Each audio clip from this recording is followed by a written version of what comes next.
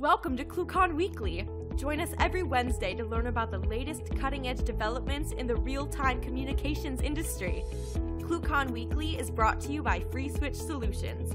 Get support and professional services directly from the creators of the FreeSwitch open source project, solving your issues in the most efficient, stable, and scalable way possible. Get the FreeSwitch advantage. Visit freeswitch.com.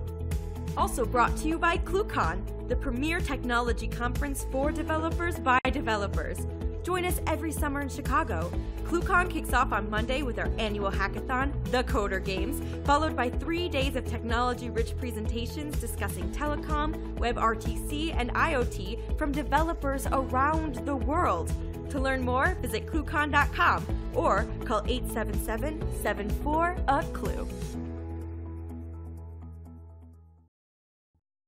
Yeah, and welcome to ClueCon Weekly, everyone. Today is the 28th of March, 2018, and this week we're going to have Ishay and Sally from LaunchCode joining us. If you guys don't know LaunchCode, they're a cool nonprofit org that helps with tech training and coding and lots of cool stuff over there. So they're going to be joining us here in a little bit to talk about what they're doing over there and some of the programs they have. So you guys stand by for that. First, let's go talk to Miss Kathleen about the news. How are you doing today, Kathleen? Hi, I'm doing really well, Ken. Hello, and thank you to all for joining us today on ClueCon Weekly. If you have any questions during the call, you can comment in our YouTube, HipChat, or IRC channels, and we'll try to answer them. First, Mike Jarris from the the FreeSwitch team will be speaking at ComCon in June. If you can see what he has to say about the future of FreeSwitch by visiting comcon.xyz or Z for more information. And ClueCon will be earlier this year. It's taking place from July 23rd to July 26th. That's coming up really fast, guys. You can register right now on ClueCon.com. And if you register now, you can take advantage of our March discount code to CC 2018 March Madness to get $400 off your registration. You only have a week left to use that. That is completely gone the end of this week, so make sure you get it done, guys. And we'd like to thank 3 new awesome sponsors who will be joining us for ClueCon. We'd like to say thank you to SureVoIP, R Squared Telecom, and Industrious Hive for joining us this year's ClueCon sponsors. For those of you who've already registered, and for those who are going to register, be sure to check them out at ClueCon. Don't miss fun, food, and festivities featured by FlowRoute and FreeSwitch on Monday night. You can RSVP to that during your registration. That'll be our Monday night event. It's going to be a lot of fun. Don't miss it. And we're bringing back the boat tour, sponsored by VoiceTel. Last year, we had a wonderful time going up and down the river and sailing out into the lake. It's beautiful. It's amazing. Drinks on a boat. What could be better? Make sure to RSVP for that. That's our Thursday night activity. And speakers. Sign-ups are open. They're open right now. You have until Friday, or really April 1st, to get your speaking proposals in. Make sure you submit your proposals before that deadline or you will not be considered to speak at ClueCon. That is very important, guys. It is coming up really fast. And FreeSwitch will also be offering basic training at ClueCon 2018. The space for that is limited, so be sure you register ASAP. You can visit the training page on ClueCon.com for more information. And if you have any suggestions for... we will also be offering virtual basic training. If you have any questions about that, or if you'd like to inquire, you can email training@freeswitch.com for more information and to sign up.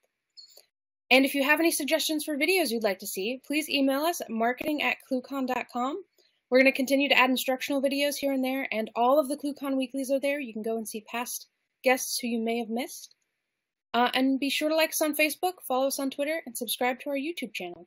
You can sign up for the mailing list to get these and more fantastic news and announcements from the FreeSwitch team. Well, first, we'd like to say thank you to LaunchCode for joining us today. We're very excited to have you guys here. If you want to tell us a little bit about yourselves and what you do and sort of what is LaunchCode, that would be really awesome. Hi, I'm Sally. I'm an education program manager at LaunchCode, so I manage a lot of our training programs, particularly focused on our Coder Girl program, which provides support to women who want to enter into technology. And this is my colleague, Ishay. And like Sally said, my name is Ishay, and my title is St. Louis Candidate Engagement Manager here at LaunchCode. and I support our some of our education programs, specifically LC 101 and Liftoff, and I also help with our apprenticeship program and conduct a lot of interviews and just training for people who are interested in launching their career as apprentices through LaunchCode. In LaunchCode in general, I can just jump into that. So LaunchCode, we are a nonprofit here that started in St. Louis, and our goal is basically to help provide individuals with the opportunity to jump into careers in technology.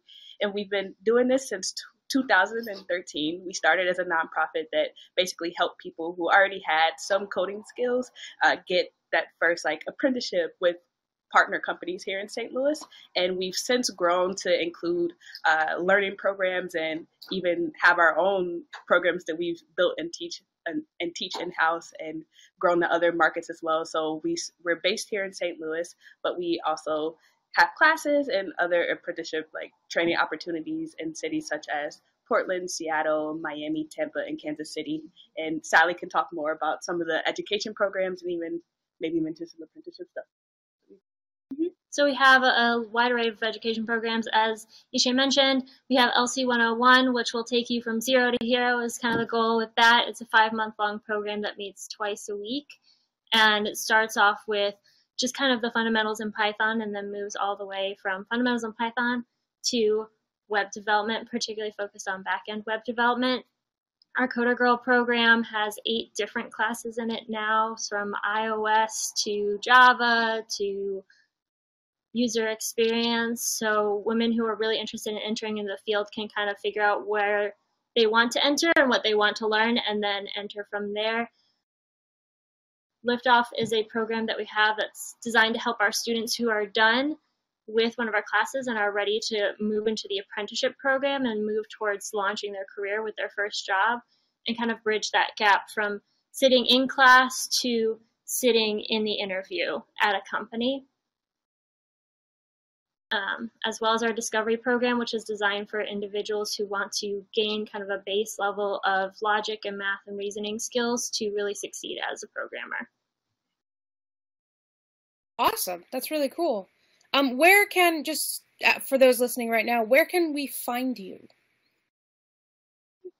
So I guess we have a lot of places of entry to find LaunchCode. So let's say for a person who has no coding background at all, or maybe has not even written their first line of code, we do have this program that Sally mentioned that just launched called Discovery. And you can find it at launchcode.org/discovery.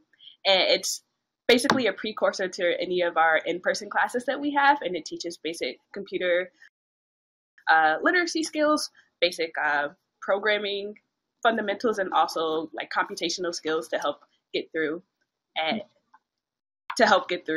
the course that we have.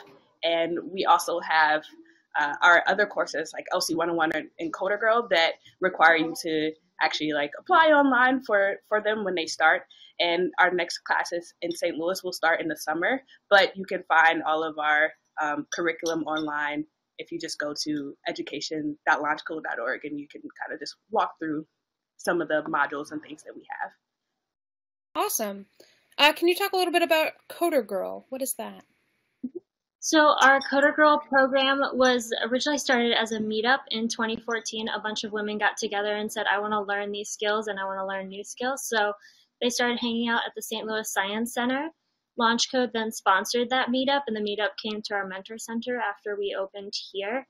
And since then, it's just grown and grown and grown. And in 2017, it became from just a meetup where people were coming together and learning new skills and growing their community and networking to a year-long education program. So the first 6 months, they can focus on building their skills, getting down the fundamentals, working with their mentors, all the way to the last 6 months, which is focused on let's provide you additional support during your job search, as well as building more complex and advanced projects, learning more advanced skills while still being in your community, still networking, and still getting the support of your fellow women. Awesome. That's really cool. Are there a particular age range you guys shoot for, or is this really sort of all-inclusive?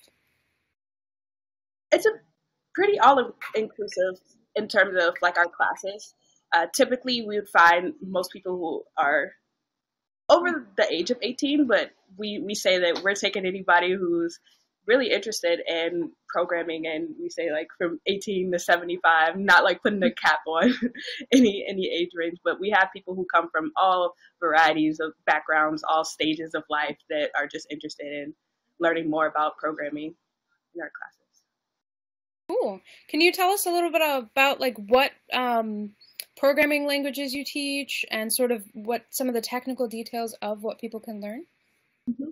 So in our LC 101 class, we start with Python, and then they'll move into kind of some back-end web development with Python. So they'll start working with Django and a few things like that. Then they'll move into web development, what we call our skills tracks. So there are 3 skills tracks: Java, C#, and JavaScript.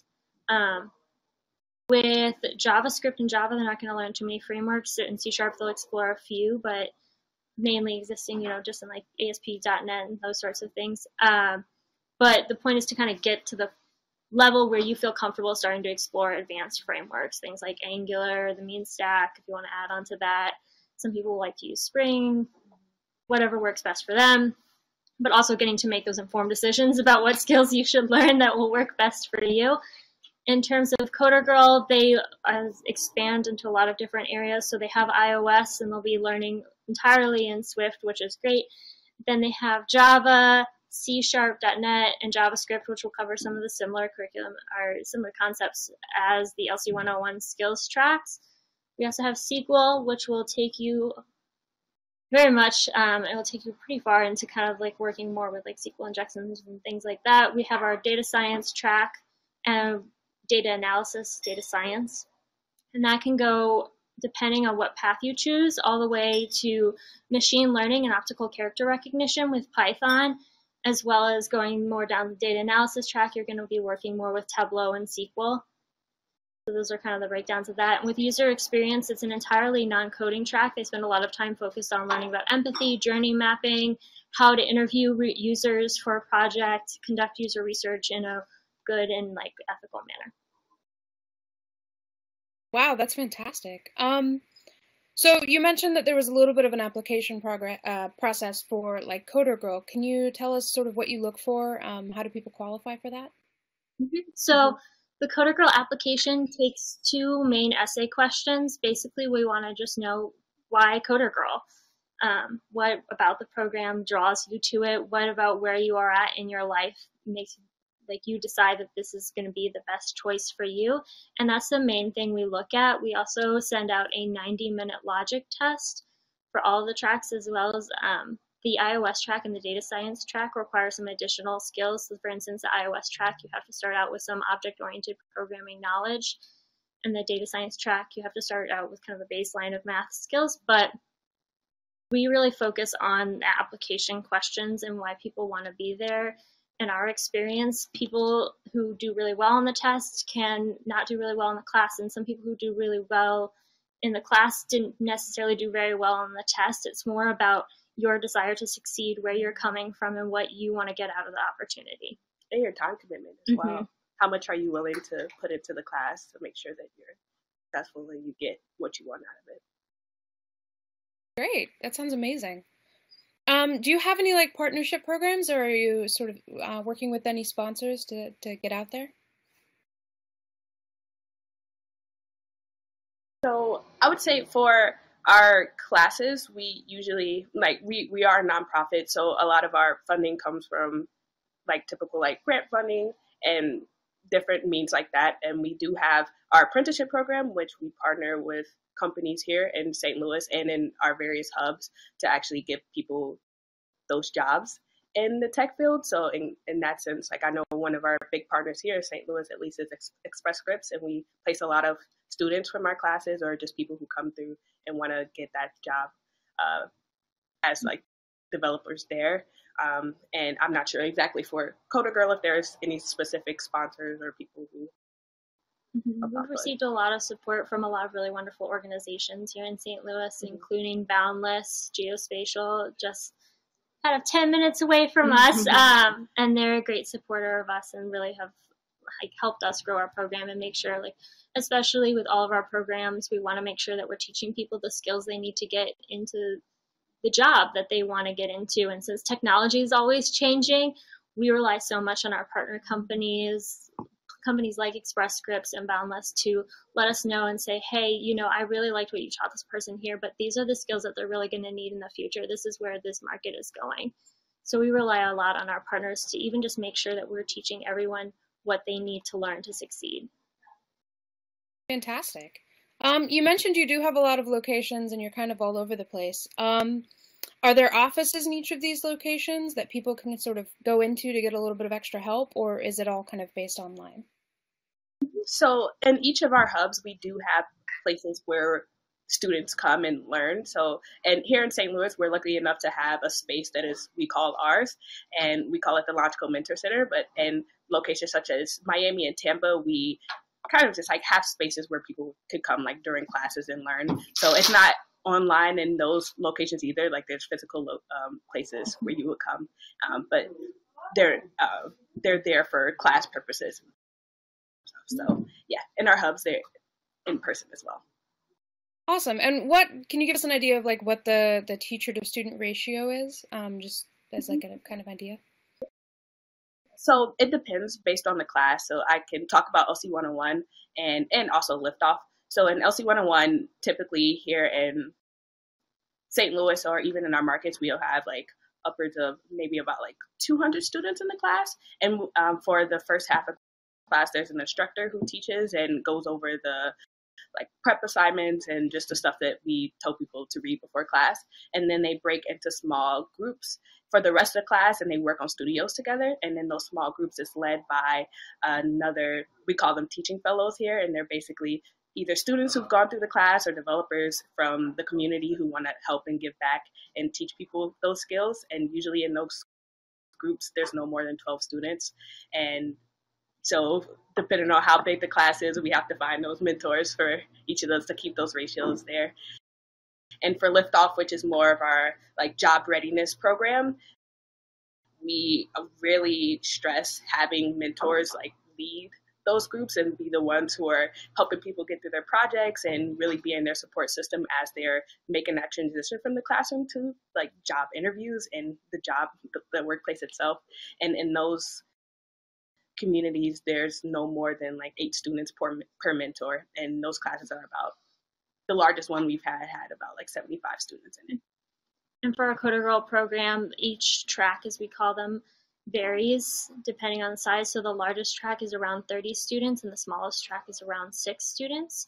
So that means our student to teacher ratio, or student to mentor ratio, because we are so fortunate that so many developers in St. Louis come to the Mentor Center every Wednesday night to mentor our students as part of Coder Girl. It can range anywhere from 3 students to 1 mentor up to 10 students to 1 mentor, but it never goes above 10 to 1. Cool. Now, can you talk a little bit about, so say if someone would like to be a mentor or get involved in LaunchCode, how would they go about doing that from the teacher side or the mentor side? So if you go to just launchcode.org, there's a tab that says like volunteer, and you can just fill out a short questionnaire that just asks you like, tell us about your skills, like what are you interested in helping us with? And we get like emails with people who fill out those forms, and we as like candidate engagement managers reach out to those people and say like, hey, we have a class that's starting in a few weeks, or we have class that's already started, but we're always looking for volunteers. Would you like to come in and visit the class and see where you would like to kind of help out with us? So it's pretty easy. You just like go to our website and fill out a form if you're interested. Really cool. Can you talk a little bit about what maybe some of the teachers find most challenging being a mentor and a teacher, sort of what goes into it?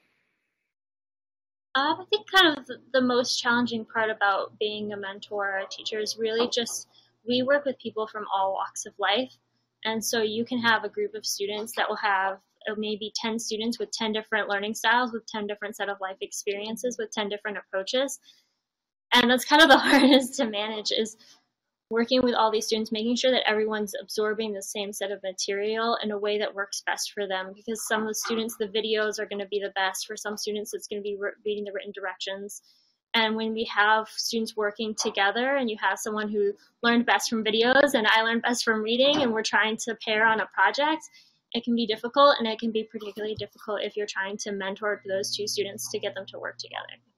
And I've also heard mentors say, like, in the classroom setting, like beyond learning styles, trying to make that community, because what we do here at LaunchCode is that we're not just a place where you can go learn how to code, but we're here to bring people who are starting their career as like developers or that push to become developers, and we want you to have support while you're in the class. And we've heard like some mentors say sometimes it's easy to, you know, like connect with the people who like video games and you've had like similar backgrounds too, right? But then the students who come and may not necessarily speak English as well, or may not be comfortable in the space, like in a tech space, or have been told that, hey, they can't succeed here. And it's hard to, you know, like it's easy to connect with people who are usually easy to connect to, but making sure that you're welcoming to all your students has been something that, you know, it's not something that you necessarily like have to think about all the time, but we try to get our mentors to be like, hey, like you can do this, you can connect with all your students and make them feel comfortable in the classroom. And so that's something that was kind of like ironic to me. Not necessarily ironic, but when I heard it, I was like, wow, that I could understand where you're coming from and how to like build that community and keep that community strong. Well, that's good. Yeah, community is, you know, particularly important, especially in the open source side of things. We definitely understand that. So, what about sort of the minimum requirements? So I know there's a varying, you know, level of operating systems and computers and things out there. Do you have like a minimum that you recommend to incoming students, or a particular kind, maybe? We have a hard no against Chromebooks.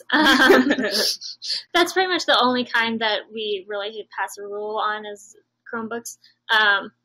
With C#, Mac is going to be difficult. We've definitely had students who have successfully passed our C# classes while using Mac computers. They haven't always had the best of time during class because they're using a Mac computer. With the iOS class, Mac is going to be a hard rule just because it's iOS. We've had a few students who have used Windows computers and then VM'd into a Mac computer. They're doing great. It is also kind of the same thing with C#. Like you're passing, but you're not necessarily having the best time in class because there are so many computer issues when you're trying those different workarounds. Other than that, we say, hey, like at least 4 gigs. It's probably going to work best if it's under 4 years old. Above that, it gets a little tricky. And as long as it's got the latest operating system on it, then you can definitely do everything you need to do. Cool. And how do you handle, so working in a terminal can be a little bit interesting, and there are a lot of different sort of elements that go into that. How do you handle teaching sort of basic terminal commands, since there are so many varying like text editors and things out there? So I feel like with at least our like LC 101 curriculum, we have a pretty good like guide for baseline of these are some like commands that you should get used to.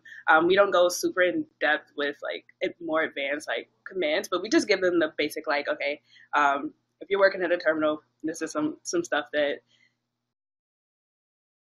you need to know, and it's the same as like navigating through the GUI and basically like creating a new directory and all that stuff. Like it's the same language, and a lot of it is just like the barrier to language because you're like, oh, this is different. But once you kind of explain it, hey, this translates to what you've always been doing, I think it kind of clicks for people. And we also have some of our mentors lead the lectures for those things because I don't know, it gives like different perspectives on it and make sure that everybody can like answer those questions that students have. I always tell our students like, hey, even if you have a completely normal day where you're not coding at all and you're just like, oh, I need to open up a Word document and start typing, just use the terminal for that, even though it's going to seem like the craziest thing you're doing because it's going to take you like 10 minutes to do a task that would normally take you 1 minute. Terminal is just one of those things that if you're not using it for 10 minutes every day, just like trying it out, playing with it, saying, oh, I'm going to watch a movie. Like, how do I open my movie that's like over here in this directory and things like that? It gets harder and harder and harder. So just practicing it, and coming up with the weirdest possible uses, even if they're not the most efficient thing to do, but going through and saying, oh, okay, I'm going to do all of my work today, even if I just have to open this Word document and then do this thing, maybe open up Google Chrome or something like that, that you can just do it all in the terminal and keep using that terminal, because it's one of those things that's really hard when you first start looking at it, but the more you use it and the more it kind of becomes ingrained into you, the more you start remembering those commands and kind of pushing forward, and then you can start asking yourself, okay, if I want to do this or this or this, what are there more advanced commands, or should I just keep going through this like string of 10 commands that, you know, they taught me in LC 101? Well, that's fantastic, especially because I think a lot of people don't realize that you can pretty much do anything that you kind of have normally ever done through a terminal. It just seems much more complicated because they've never done it before. So that's great, especially, you know, naturalizing the process a little bit. Cool. So do you get any sort of certification or certificates or any sort of credentials or anything after passing each course? So we have our graduation ceremonies for LC 101 and Coder Girl, and you will receive a certificate then, which is really fun. And also you can add LaunchCode as education on LinkedIn. So. Awesome. And then you mentioned you also help with interviews afterwards, which is really cool. Can you give us sort of maybe the top, 3 or 5 best interview practices, just as like a taste? I know my top one is to prepare for your interviews. Specifically, like if you're going for an interview at a company, like know stuff about that company when you get there, because it'll help you not only like formulate questions at the end. I will put that as my number 2, actually ask questions too, because it shows that you're actively engaged and you want to learn more about that company. You're actually interested in working there. So those are my top 2 without even showcasing any of your technical skills. Like come prepared, know stuff about the company, and have questions ready to ask about them. Adding on, I'm going to add one to come prepared, which is look up your interviewer. Especially in this field, you don't know, like, hey, if I'm going for a first interview, is it just an HR screening, or is this going to be something where I'm going to meet with a developer or these sorts of things? Knowing who your interviewer is and where they sit in the company is going to be really helpful for preparing, especially if then you can kind of gear your questions and your answers to what you think they're looking for. In terms of the interview itself, I would just say be honest about where you are at. A lot of people will say, oh, I'm going to try and kind of like fudge it. If they ask me a technical question I don't know the answer to, if you don't know the answer, that's perfectly fine. Just saying like, I'm sorry, I don't know that, or I'm not exactly sure about that, because there are so many things you can talk to about that. So sometimes I'll say like, oh, hey, I'm not sure what you're talking about there, but is it similar to this? Or that sounds a lot like that thing I've been learning recently, and gearing it more towards what you do know, because a lot of people get really intimidated by saying, I don't know that, and they don't want to admit to not knowing something in an interview, but that's perfectly fine. It's just about how you're going to turn it back to something that you do know and how you're going to like make yourself feel comfortable again. And being able to say, oh, I don't know that, but I've heard that's amazing. I've heard that's really important. That's something I really want to learn is a great answer. And maybe adding on to that is if you have like side projects that you've been working on, we highly encourage you to bring those to the interview, or at least like have them ready to show, or say like, hey, I have this code on my GitHub. You could check it out here, or I don't know, like be proactive about the work that you have, because it shows that you are very passionate about something, to put extra work, this like time that you don't necessarily have to spend on like programming, to show like, hey, I've built this application. Do you want to look at it? And like genuinely like walk through the code that you have, or just like the features, how to run it if you were a user. And I would say if you're going to do that, be prepared for it too, because I've done many interviews where we ask students to bring in projects that they have, and they're like searching through their like files, like, oh, I know it's in here, like it's in there. Like, be ready to have it presented if you're going to present it, and like be respectful of people's like time, and just I don't know, just basically it goes back to be prepared for this interview. My number one rule. Awesome. Now, do you guys help with resumes as well as the interview process? We definitely help with resumes. Okay. Would you say there are many differences between writing maybe a traditional resume for like a service industry job and writing one for sort of a more technical job? I don't think I think kind of the general hard and fast rule with resumes